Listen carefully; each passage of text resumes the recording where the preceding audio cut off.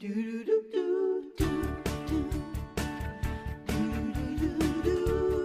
your favorite photos into fashionable wearable art. Orly Shanny. Yeah, man. I love this project, Orly. This is one of the coolest things you've ever done. It's Okay, amazing. I'm so glad you said that because I think so too.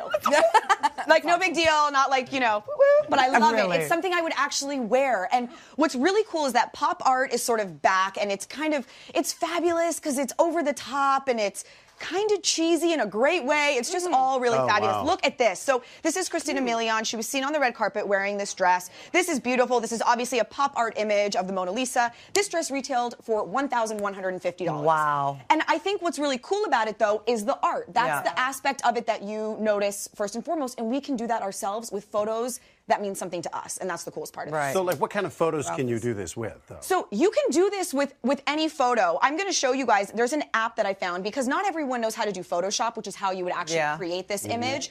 So there's an app that I found called Silhouette, and you can put the photos in there. I'll show you how you do it. So there's our app. I click on it.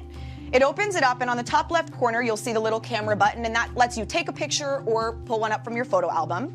So I went in and I decided, you can see a couple that I rendered there already, but I decided to take this photo, right? This felt pop art appropriate. Now, it automatically generates that, but this is where you have the ability to go in and edit. You can increase and decrease different layers. So what it does is it lets you play with different layers. 2 of the layers you'll see are unnecessary. You don't need them at all. So they're not really there. Next, you would close that. I decided to save that one as a good standard black and white. Okay? It lets you save it. It allows you, if you want, to upload it anywhere.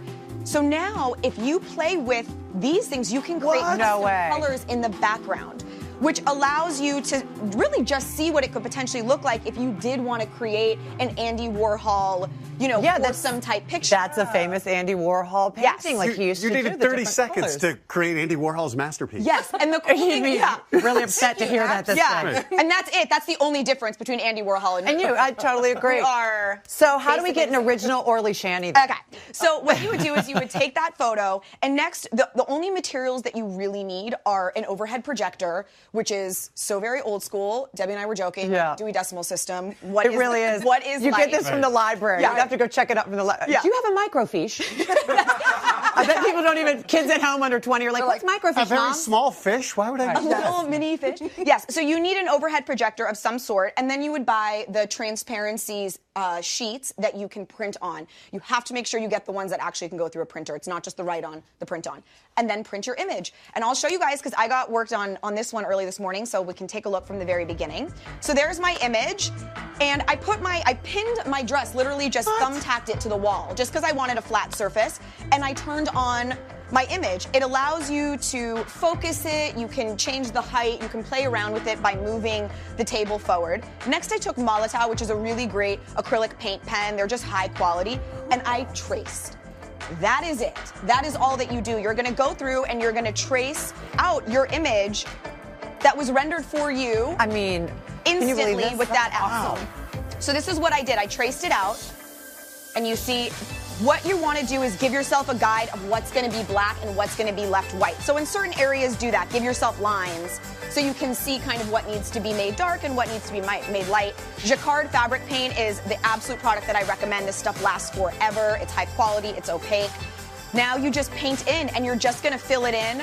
I did a little bit here. I did, basically just a lip and an eye so we could see how it looks. Wow. And you can see all the rest of that outline. Wow. And this is how it came out. I mean, do you hear everybody clapping? Yeah. This is really amazing. Honestly, that's because I have friends and family. So here. we know now this Hi, is guys. a photo of Orly. When I saw this, I thought it was Kate Hudson from Almost Famous. I want to see, wait, hold me closer, tiny dancer. Tony Danza? Sorry, that's my go-to. Sorry, I was with you for a second. Sorry. You went funnier. I like Tony Danza. I appreciate that. Would you do something like this? Absolutely. I love crafty stuff. You do? And it's You're in the right easy, place, honey. And trace it, paint it. It's so easy. That's the thing that's great about this is that I wanted to show you guys, if you do decide that you want to do that really pop color, instead of creating your garment like I did and then going in and trying to paint the pink or the blue or whatever, you're going to want to paint your garment first. So take a look.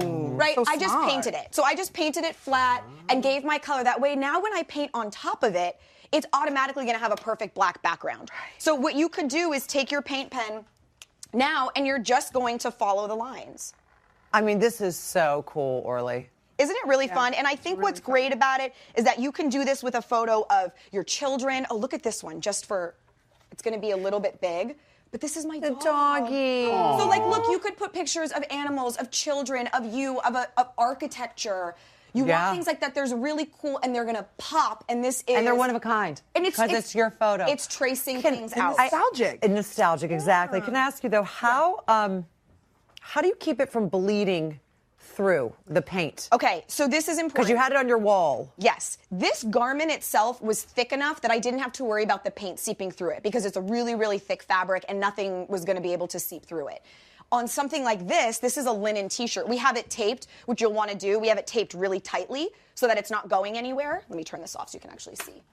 Okay, so it's taped really tightly, and I put a canvas or a book or a Amazon box, anything behind it to prevent the paint from seeping through. And so then to keep the paint on there so it doesn't ruin real quickly, what do you have to do? Heat set. Always, always heat set. If you're using fabric paint, that will do two things. Not only will it smush all of that paint into the fibers so it really, really stays and it's machine washable, but it will completely change the hand. It will get soft and it will feel like part of the fabric, which is really important. You don't want to be like crispy. Right. You know, crispy business walking around. That's not Orly, you are making projectors cool again. I know.